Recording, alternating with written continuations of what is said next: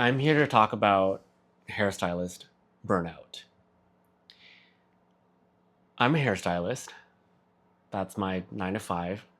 I work for myself, and it's been 18 years now.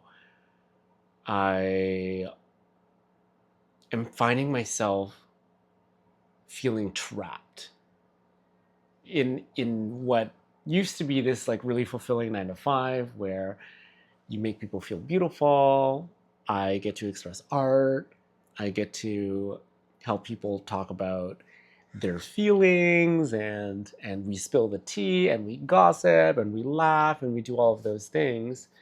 But there's something about that still that just feels like, although that's fun and it would seem glamorous, it still is my version of the 9 to 5 in this capitalist mechanism where I work all day long and then I come home and I'm exhausted. And it feels like, is this going to be the hamster wheel that I'm on for like the rest of my life? And it's something that I think about while I'm doing hair. I get caught away in this fantasy of like, what would like what would life be like if I didn't do this? What would life be like if I didn't do hair? If I was off on a beach? If I was a YouTuber? Which this is the dream that I've always wanted to do, and I have never gotten around to it. And every year that passes, I just keep thinking, oh, I should have started. I should have started. And I'm watching all of these other creators grow online and express themselves and make art. And there's a part of me that is so envious but immobilized. And today, something changed. Today, my accountant and my friend came in, and she was absolutely burnt out. She's in chronic pain. She is feeling oppressed and in a toxic work environment. And she feels like she's living to work versus working to live. And that's not the way that it should be. And yet, there was a part of me that recognized the burnout in her. I felt it. I was like, ooh, I feel the same mechanism that you're caught in. And then at the salon where I work, there is a nail technician who said the same thing. So I walk over to her and I said, hey, how are things going? And she's like, you look tired. Is everything okay? And I was like, okay, first of all, rude. I'm not that tired. I'm a little bit tired, but like not that bad today. But I said, you look exhausted though. What's going on? And she's going on about how she's like exhausted after work, and it was the same burnout story.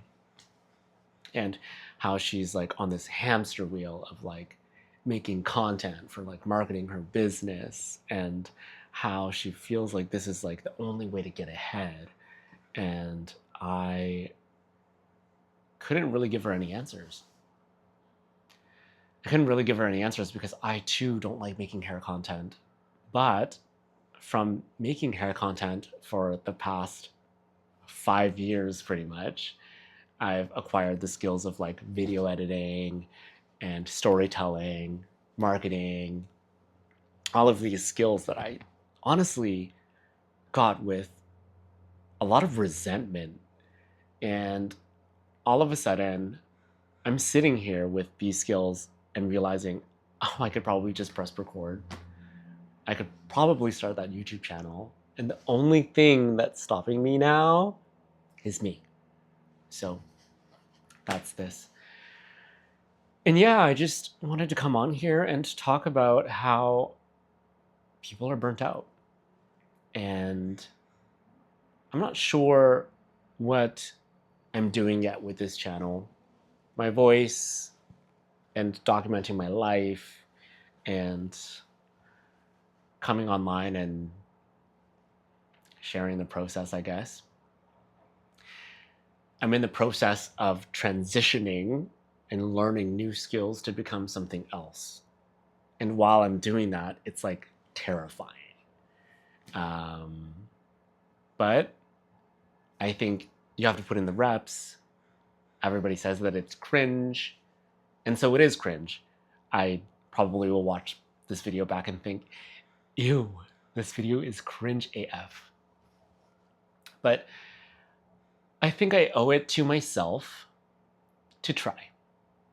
And I want to encourage anybody else who is feeling trapped in their 9 to 5 or feeling burnt out by the mechanism that we have to exist within, by the game, the rat race, to also start documenting your life, to start sharing your story, because you're not alone.